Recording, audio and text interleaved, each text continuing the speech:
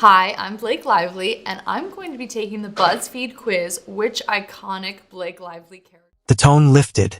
He was talking about Tom Felton, the actor who played Draco Malfoy in the Harry Potter franchise, now making his Broadway debut. For millions who grew up with the movies, this was a full-circle moment. Dave joked about how his wife was obsessed with Harry Potter, so much so that their Christmas tree had been taken over by owls, wands, and Gryffindor ornaments. When you love somebody, he laughed, you start loving what they love because you have to. He painted the picture vividly. His wife waiting 7 hours online for tickets, the crowd erupting in applause as Felton stepped onto the stage, the pure, nostalgic joy that filled the theater. 45 seconds of applause. Dave marveled. It was a break from the tension of the world outside until he said, "But now, let's move on to something wilder." The energy shifted again, like a storm cloud drifting over sunshine. "We've got some wild updates," he warned, involving Justin Baldoni, Blake Lively, Colleen Hoover, and yes, Ryan Reynolds. The music faded into a darker hum. "Apparently," he said, "Justin Baldoni is accusing Ryan Reynolds of spying on him and his wife, Emily." That word, spying, hung in the air, daring disbelief. According to newly unsealed text messages. What started as a creative feud over It Ends With Us had spiraled into accusations of surveillance, manipulation, and betrayal. Dave read from the messages. Melissa, a PR professional, wrote she was checking her room for cameras, to which Baldoni allegedly replied, "In other news, Ryan Reynolds unblocked me and Emily so he could spy on us."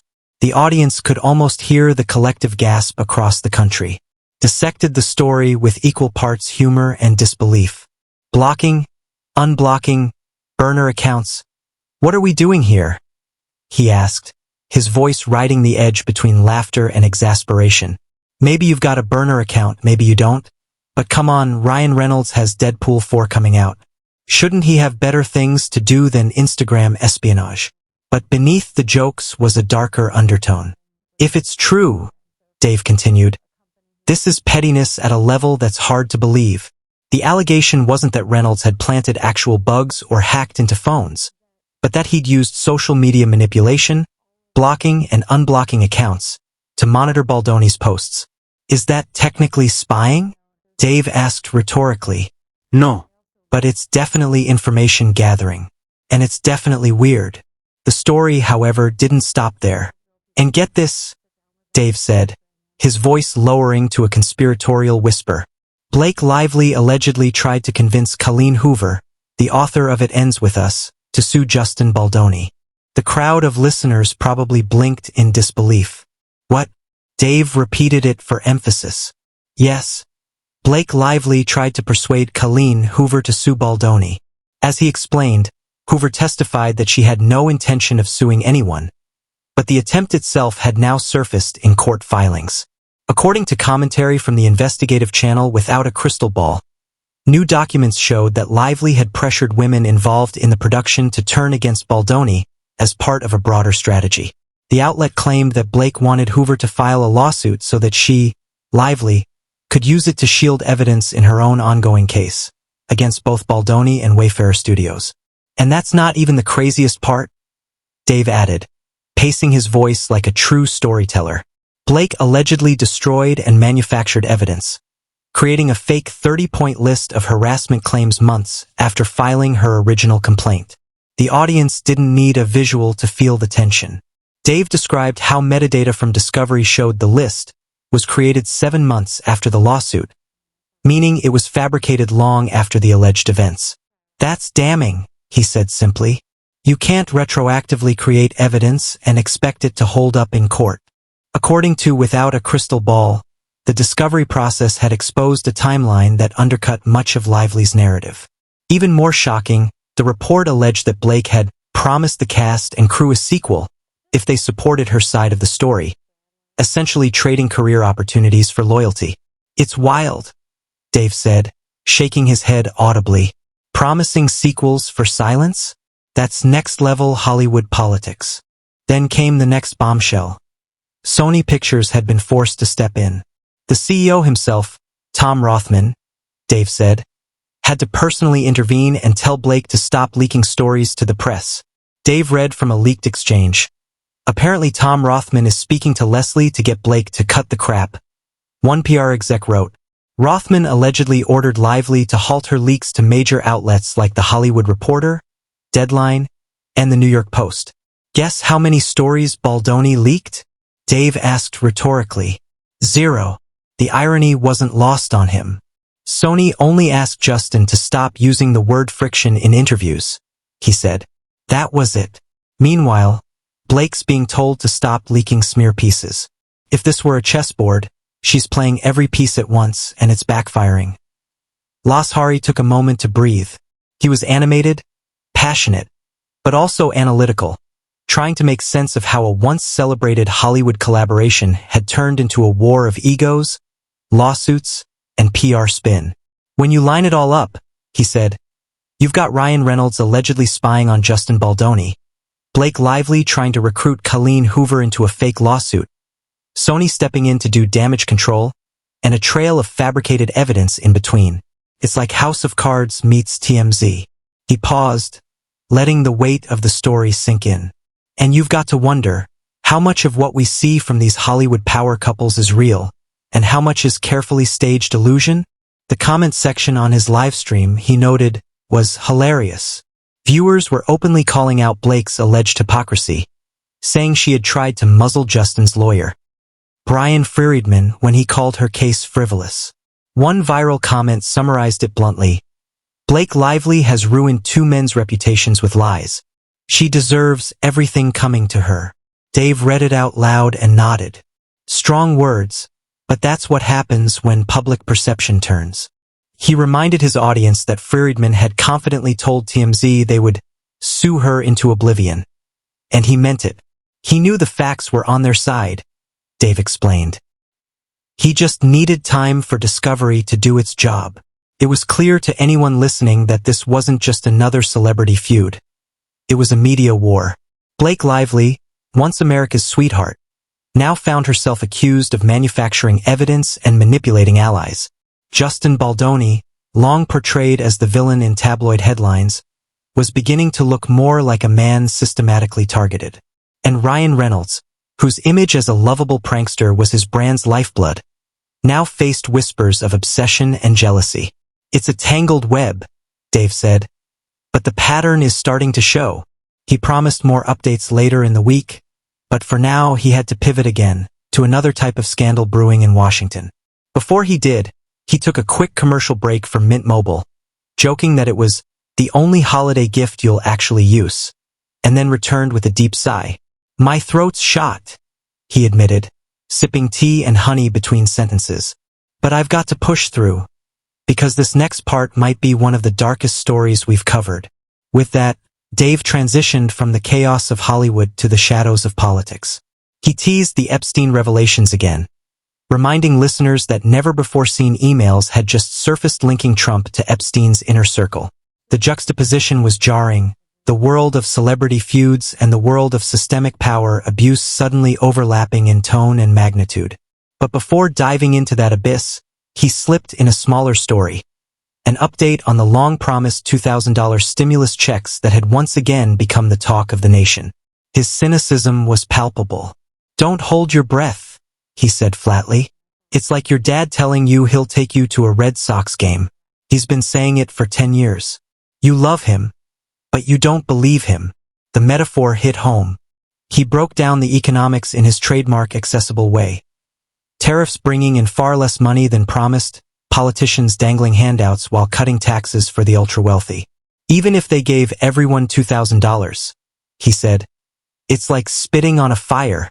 He quoted his morning guest, Mike Cortez, a congressional candidate from Tennessee, who lamented how the price of everything has gone up except what we earn. Dave's tone softened for a moment, showing empathy beneath the sarcasm. People are struggling, he said, and the government knows it. They're just pretending a Band-Aid will fix a bullet wound. He played a clip of officials denying the possibility of the $2,000 payout, dissecting every excuse. We can't afford it. It's fiscally irresponsible. It would add to the debt. Dave responded with the frustration of every listener. They found $89 billion for tariffs, he said. They can find money for wars, for corporate bailouts, but not for working Americans. He didn't hide his disappointment. The middle class is drowning, he said simply, and all we get are promises. As the episode continued, the tone grew heavier, the topics darker, and his voice raspier. Now, for the part you've all been waiting for, he said finally. The Epstein emails. The studio lights seemed to dim as he began reading from congressional documents released by House Oversight Democrats earlier that day, emails between Jeffrey Epstein, Ghislaine Maxwell, and author Michael Wolff that mentioned former President Donald Trump. Epstein wrote that Trump spent hours at his house with a sex trafficking victim. Las Hari read, his voice dropping, and he called Trump a dog that hasn't barked. The meaning was clear. Trump allegedly knew things and kept silent. The White House predictably called it nonsense. But Las Hari wasn't convinced. You can't spend years hiding these files and then act like there's nothing there, he said. There's smoke, so there's fire. He went on to quote MSNBC's analysis that these emails didn't necessarily prove Trump's direct involvement in Epstein's crimes, but they raised serious questions about what he knew and when. They suggest Trump may have known about Epstein's operation long before the public did, Dave said. And that changes everything.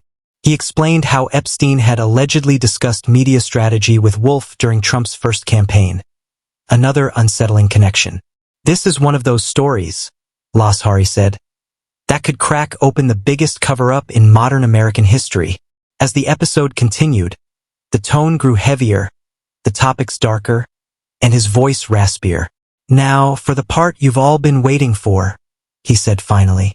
The Epstein emails. The studio lights seemed to dim as he began reading from congressional documents released by House Oversight Democrats earlier that day, emails between Jeffrey Epstein, Ghislaine Maxwell, and author Michael Wolff that mentioned former President Donald Trump. Epstein wrote that Trump spent hours at his house with a sex trafficking victim. Las Hari read, his. Las Hari leaned into the microphone with the kind of intensity that only comes from hours of chasing stories that the world seems desperate to hide, and the tone of the rush shifted yet again, from celebrity drama to the ominous corridors of political power, where the newly unsealed Epstein emails were beginning to make headlines across Washington, D.C., revealing layer upon layer of connections, secrets, and implications that had remained hidden for years, and Las Hari wasted no time breaking down the revelations with the clarity and ferocity his audience had come to expect, first highlighting the emails themselves, correspondence between Jeffrey Epstein, Ghislaine Maxwell, and author Michael Wolff, which contained multiple references to Donald Trump and raised immediate questions about what the former president might have known and when, framing the discussion around Epstein's chilling 2011 message to Maxwell, in which he described Trump as the dog that hasn't barked. A cryptic phrase suggesting awareness and silence, implying that Trump had spent hours with a trafficking victim at Epstein's residence and remained conspicuously absent from accountability. A statement Las Hari emphasized could not be dismissed lightly, especially given the broader context of Epstein's operations and the numerous powerful figures surrounding him, and as he spoke, listeners could sense the weight of the story pressing in. For Las Hari did not shy away from drawing the parallels between public denial and private complicity, explaining how the White House predictably called the claims baseless while the emails themselves painted a picture that demanded scrutiny, and he walked his audience through the details, noting Epstein's communications with Wolff regarding how Trump might respond to questions about his relationship with Epstein, suggesting that Epstein was not just an observer but an active participant in shaping narratives to protect influential figures, all of which layered into Las Hari's ongoing commentary about accountability, the failure of oversight, and the slow-moving machinery of justice that had left victims waiting decades for acknowledgement and action, and he transitioned seamlessly into the intricate web of Hollywood scandals, connecting the dots for listeners as only he could, pointing out that while Epstein's emails represented the dark underbelly of political power, the drama unfolding in the glitzy corridors of Los Angeles was no less revealing about human nature, and Las Hari returned to the explosive story of Blake Lively,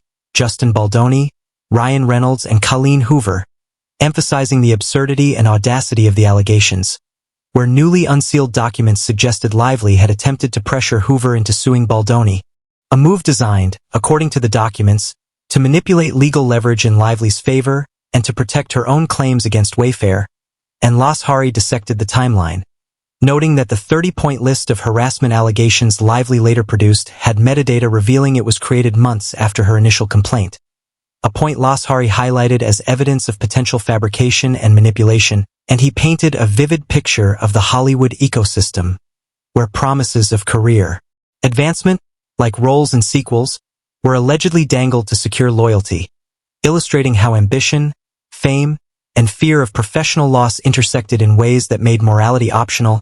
And Lashari didn't stop there, explaining how Sony Pictures CEO Tom Rothman had to intervene personally after Lively allegedly began leaking stories to outlets such as The Hollywood Reporter, Deadline, and The New York Post, while Baldoni's camp, by contrast, maintained silence and only minor clarifications, which Lashari used to frame a broader discussion about the ethics of media manipulation, the role of PR in shaping public perception, and how narratives in Hollywood are often weaponized, all the while noting the added dimension of Ryan Reynolds' alleged spying on Baldoni and his wife Emily through social media blocking, unblocking, and monitoring, which, while technically not illegal, illustrated a level of pettiness and obsession that seemed emblematic of the culture of constant scrutiny and competition among Hollywood's elite.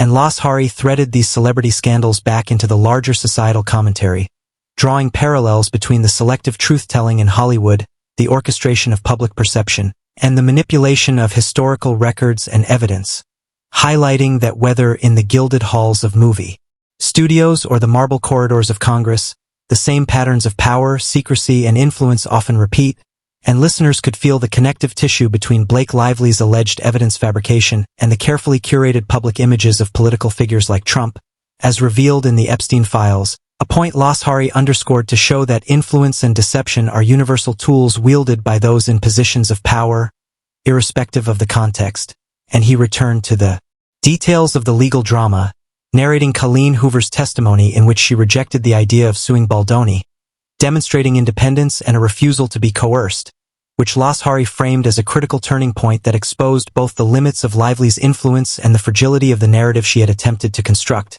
and he broke down the mechanics of discovery and metadata analysis, explaining how the creation date of documents, the sequence of communications, and the context of interactions all served as digital footprints that could corroborate or refute claims, emphasizing for listeners the importance of understanding how modern legal battles are as much about controlling information as they are about traditional courtroom arguments. And then Lashari seamlessly transitioned back to the Epstein files, highlighting the ongoing political implications, pointing out that the release of new emails not only reopened questions about Trump's potential awareness but also underscored systemic failures in accountability across multiple administrations, which Lashari contextualized as a reflection of broader societal challenges, including the prioritization of power over ethics, and the ease with which influential individuals can evade scrutiny, and he wove in commentary on the House Oversight Committee, their slow-motion process, and how political maneuvering had historically delayed transparency, all of which framed a narrative of frustration and the desperate need for reform, and he then tied these themes to the public's perception of government promises, like the long-debated $2,000 stimulus checks, illustrating the disparity between political rhetoric and economic reality, as tariffs and budget constraints made large-scale payouts implausible, and Lashari's voice carried both authority and exasperation, as he explained the symbolism of the promised checks, likening it to a parent making empty promises while failing to address the larger structural problems facing families, connecting it back to his audience in a way that made complex fiscal policy relatable, before pivoting again to highlight Epstein's continued shadow over American politics, the email's implications for the accountability of both politicians and journalists, and the subtle strategies of obfuscation, selective disclosure, and media influence, and Lashari emphasized the responsibility of citizens to demand transparency, noting that redactions and delays often served to protect powerful figures rather than victims. And as he delved deeper into the chain of correspondence between Epstein, Maxwell, and Wolf, he dissected the language used, the phrasing of strategic advice, and the timing of interactions, illustrating how each element contributed to a picture of meticulous orchestration designed to shield elites from scrutiny. And he returned one last time to Hollywood, reminding listeners that whether it was Blake Lively allegedly manipulating cast members, Ryan Reynolds' social media surveillance, or the corporate pressure from Sony, these stories revealed the same human tendencies. The pursuit of advantage, the manipulation of perception, and the consequences when these tactics are exposed. And Lashari concluded his segment by reflecting on the interconnectedness of power, fame, and accountability, urging his audience to recognize patterns in both politics and entertainment, and to understand that behind every scandal, there is a mix of ambition, ethics, and the relentless pursuit of control, leaving listeners with the sense that while the headlines capture the drama, the real story is about the systems that allow such behavior to flourish, the moral choices individuals make within them, and the enduring need for transparency, justice, and vigilance, a narrative that tied together Hollywood feuds, political intrigue, and systemic corruption into one continuous reflection on the precarious balance of power in modern society, all delivered in Lashari's inimitable style. Sharp, insightful, and unflinching, keeping audiences not just informed, but aware that what seems like sensationalism on the surface often mirrors deeper truths about human behavior and institutional failure, a crescendo of storytelling that left listeners both awed and unsettled, hungry for the next revelation, and fully primed for the continuation of these explosive narratives in the days and weeks to come.